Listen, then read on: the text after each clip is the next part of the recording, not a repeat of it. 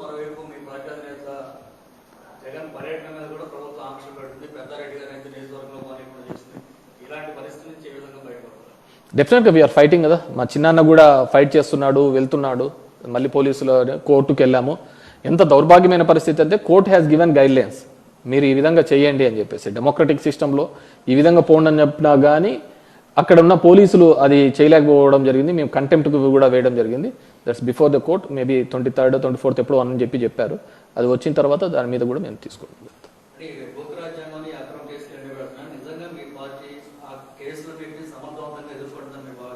డెఫినెట్గా we are fighting for the ఏ కేసుకైనా భయపడుతున్నాం కదా. మీరు సింపుల్, మీరెంత అనగదొక్కాలని చూస్తూ ఉంటే ప్రతిపక్ష పార్టీలను అనగదొక్కాలని చెప్పేసి ఈరోజు కూటమి ప్రభుత్వం చేస్తే దానికి మూడింతలుగా మేము బౌన్స్ బ్యాక్ అవుతున్నాం. ఈరోజు జగన్మోహన్ రెడ్డి గారికి వెళ్తే వచ్చే జనాలే, ఆ క్రౌడే దానికి నిదర్శనం. దీంట్లో ఎటువంటిది లేదు. ఈరోజు చూసినారు అంటే జనాలు ప్రతి సందర్భంలో కూడా రైతు అనే వ్యక్తి గిట్టుబాటు ధర లేక ఇబ్బంది పడుతున్నాడు. మాకు ఎప్పుడు ఉండేది ఇదే, వర్షాకాలంలో రావాల్సిన వానలు ఎండాకాలంలో వచ్చినాయి. రైతు పరిస్థితి చూస్తే చూడు, ఒక రైతు ఇబ్బంది పడుతున్నాడని పరిస్థితి ఉంటే ఈరోజు నిన్న చూసినారంటే 600 రూపాయలు ఒక టికెట్ రేట్ పెంచి ఇచ్చిన సందర్భం చూస్తున్నాం. అదే 600 రూపాయలు లేకుంటే రైతు గిట్టుబాటు ధర మీద వీళ్ళు ఆలోచించవచ్చు కదా. కానీ ఏ పార్టీ కూడా జనం కోసము ప్రజల కోసం ఆలోచిస్తున్న పరిస్థితి ఈరోజు పాలకపక్షం చూడటం లేదు, కూటమి చూడటం లేదు. డెఫినెట్గా వాళ్ళు బాగా జడ్జి చేయగలుగుతారు ఎవరిని ఏ విధంగా చేయాలని. డెఫినెట్గా రాబోయే కాలంలో వాళ్ళందరి మీద కూడా ప్రజలు ఒక తీర్పుని ఇవ్వబోతున్నారు.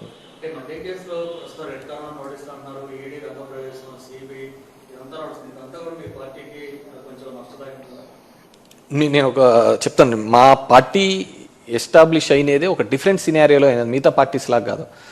మా నాయకుడిని 16 నెలలు జైల్లో పెట్టారు. ఆస్తులు అప్పుడు కూడా ఈడీను సిబిఐ సోనియా గాంధీ గారు సీజ్ చేశారు.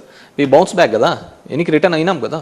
సేమ్ ఇంతకు మూడింతలుగా రిటర్న్ అవుతాము. ఖచ్చితంగా కూడా వైఎస్ఆర్ కాంగ్రెస్ రాసి పెట్టుకోండి, 2029లో పోయినసారి వచ్చిన మెజార్టీ కంటే అత్యధిక మెజార్టీతో రాబోతున్నామండి.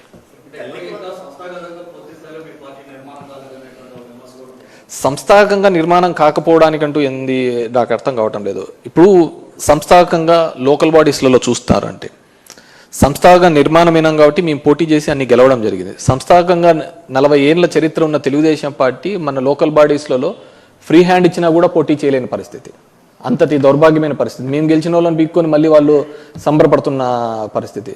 మా ప్రస్థానం 12 ఏళ్ల రాజకీయ ప్రస్థానానికి 40 ఏళ్ల తెలుగుదేశం పార్టీ ప్రస్థానానికి చూడండి.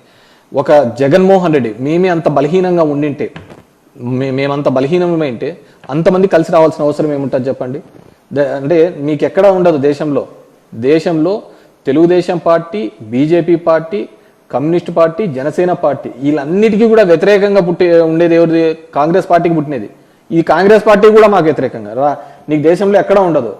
ఒక ప్రాంతీయ పార్టీని నిలువరించడానికి ఇన్ని పార్టీలు, జాతీయ పార్టీలు, ప్రాంతీయ పార్టీలు ఏకం కలిసి వస్తున్నాయి. అయినా కానీ వి గాట్ ద 40%. ఇంతకు మించి మేము ఇంకా కిందికి దిగజారేది ఉండదు, ఇంతకు మించి పైకి పోయేదే ఉంటుంది. కాబట్టి డెఫినెట్గా వీఆర్ కమింగ్ బ్యాక్.